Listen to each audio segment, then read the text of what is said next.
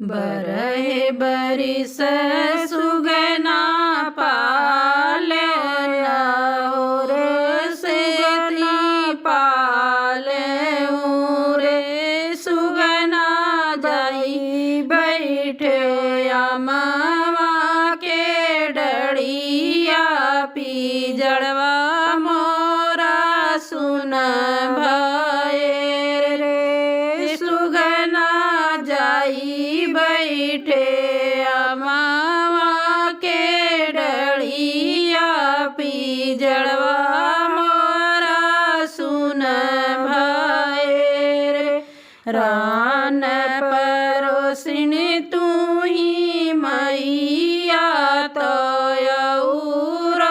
बहिनी बहिनी कहूँ देखियो हमारा सुगनवा पीजड़वा मोरा सुन भये रे बहिनी कहूँ देखियो हमारा सुगनवा पीजड़वा मोरा सुन भये रे देखो मैं देखो यही डरिया रो से डरिया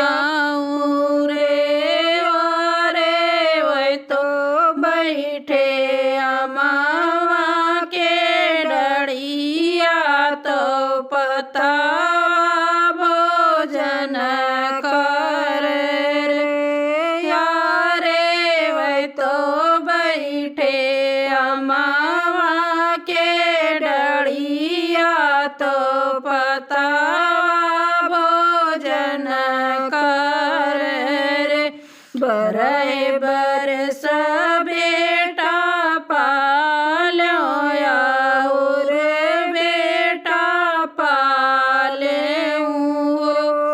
बेटा जाई बैठे सही ससुररिया महलिया घर सुन भये रे बेटा जाई बैठे ससुररिया महलिया घर सुन भये रे रान परोसिनी मोरी मैया तो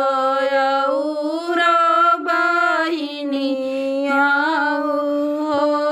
बहिनी कहूँ देखियो हमारा लालनवा महलिया घरा सुन भये रे बहिनी कहूँ देखियो हमारा लालनवा महलिया घरा सुन भये रे देखो मैं देखो यही गलिया ससुर जी के महलिया बहिनी वह तो बैठे ऊंचिया टरिया तो पनावा भोजन कर रे बहिनी वह तो बैठे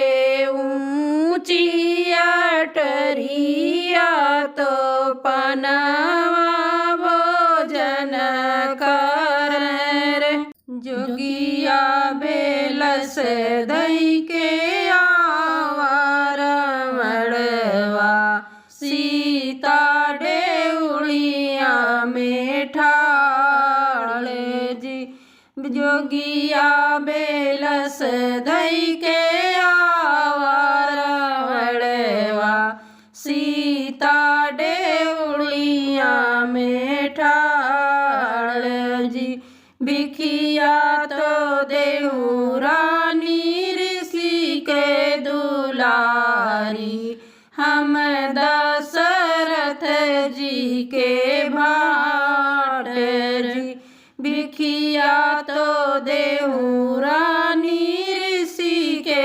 दुलारी भारी हम दशरथ जी के भाट। जोगिया भेलस धई के आवरवड़वा सीता डेउड़िया में ठाड़। तर धारे सोनवा ऊपर 60 धनवा लेहूँ जोगिया आपन भीख। तर धारे सोनवा ऊपर 60 धनवा लेहूँ जोगिया आपन भीख।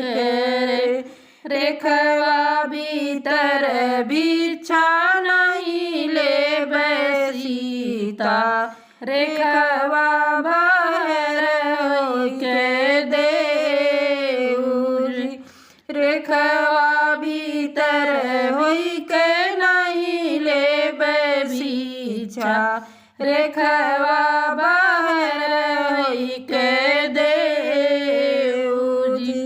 रेखवा बाहर सीता हो न पावे रथ पर लिए बैठाई जी। रेखवा बाहर सीता हो न पावे रथ पर लिए बैठाई जी। मैं तुमसे पूछूं रे मैया बहिनिया ओ कर जवाब हम का देऊ रे। हम तुमसे पूछूं रे मैया बहिनिया ओ कर जवाब हम का देऊ रे। की मोरी सीता रे मरी हरी गईली की सीता भैली आलोप रे। की मोरी सीता रे मरी हरी गईली की सीता भैली आलोप जी। नहीं तोरी सीता हो मरी हरी गईली नहीं सीता भैली आलोप जी। नहीं तोरी सीता रे मरी हरी गईली नहीं सीता भैली आलोप जी। जोगिया भेलस धई के आवरवड़वा सीता डेउड़िया में ठाड़े जी। जोगिया भेलस धई के आवरवड़वा सीता डेउड़िया में ठाड़े जी। तर धारे सोनवा ऊपर 60 धनवा लेहूँ जोगिया आपन भीख रे। तर धारे सोनवा ऊपर 60 धनवा लेहूँ जोगिया आपन भीख रे। रेखवा बाहर सीता हो न पावे रथ पर लिए बैठाई जी। रेखवा बाहर सीता हो न पावे रथ पर लिए बैठाई जी। जिन सीता अंखो रे जिन सीता जंखो जिन सीता मन पचिता रे। जिन सीता अंखो रे जिन सीता जंखो जिन सीता मन पचिता रे।